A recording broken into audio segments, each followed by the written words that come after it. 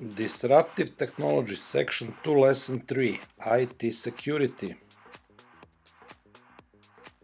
Technologies which will lead us to the nexus of forces are cloud computing, social computing, mobile computing, and information. We calling those four forces nexus of forces.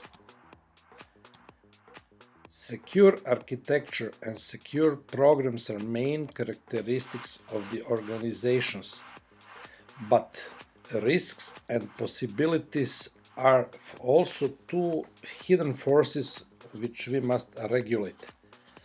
So regulation is one of the biggest issue for organization, as well as reducing the threats which will increase the risks. We have to know that 80% of business using software as a service as a cloud platform. From other side, cloud computing working with app stores. Persons buying from app stores and do not take care about security. When we speaking about mobility, we have to know that 74% of CIOs globally feeling that mobility changing the face of their business.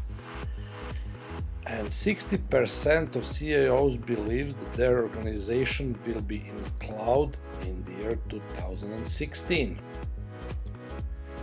Until 2018, 70% of mobile workers will use tablets or mobile tablets, which leads to 50% of bring your own device. So with these few facts, we know that security is a real big issue for every single organization. This is the reason why we have few maturity levels for information security. Level 1 is initial level. On this level we have ad hoc security activities and initial executive awareness, which leads to IT-centric approach, what is not our final target. Level 2 is reserved for developing. Chief Information Security Officer is appointed for every single company. Chief Information Security Officer is the senior level of executive with an organization responsible for establishing and maintaining the enterprise vision, strategy, and program to ensure information assets and technologies are adequately protected. And second thing, we have user awareness outreach, which leads to formal program initiation. On level 3, we have in some way defined concept of security. We have defined policies and processes. We have security organization defined, which will lead to improvement of user awareness. Level 4 is reserved for management. Governance body was established and info-centric approach is also a basic activity. We can see that in level 1 we have IT-centric approach, now we're going to info-centric approach. As a result, security organization working well, and we have effective metrics for measurement of security levels. And in top level 5 we have optimization. In previous 4 levels everything is well established, and now we have to optimize all of previous activities. This means that information owners are accountable, and we have a risk-aware culture across the organization, which leads to refinement for changes in business, technology, compliance, and economic environments. Main question is how many in average IT organizations spending for security? What is percent of the budget of IT organization?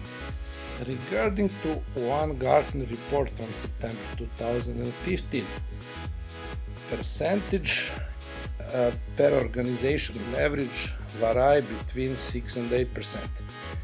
We have to note that main issue for security came from 2001, September 11, from their well-known attacks on United States Twins in New York. After that, all security aspects going to highest level. In 2008, when the world economic crisis started, we have in average 6% of IT budget reserved for security. And because of crisis, this budget dropped down to 5% next year. From 2013 to 2015, we have increasing of the budget from 6 to 8%. But what is distribution per industry? Because not all industries using the same percentage.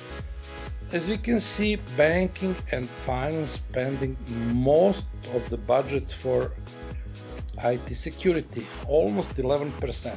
Insurance is on the level 6.25% as retail and wholesale, as well as government. First three industries working with the money, and they have also websites which using payment processing systems, and this is the reason why they have to increase their security. Otherwise, they will lose their money. Education is on the level 5.5%. Civil building is on the level of 4%, and all others has minimal investment in security, such as utilities, local government, industry, manufacturing, transportation, healthcare, etc., etc.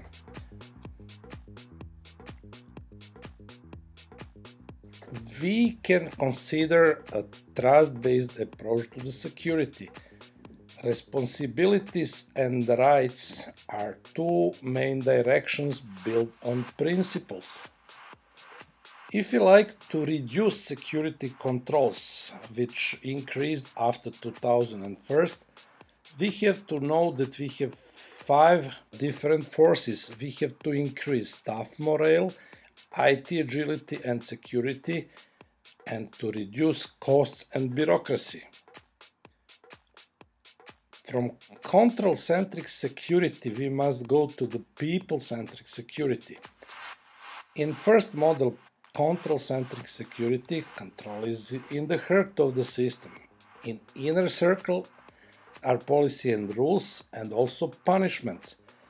And in top circles are people who using those policies and rules and who will be punished.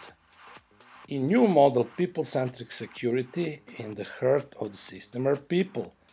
In inner circle is responsibilities, rights and principles, and at the outer circles is policy. A framework for people-centric security is following.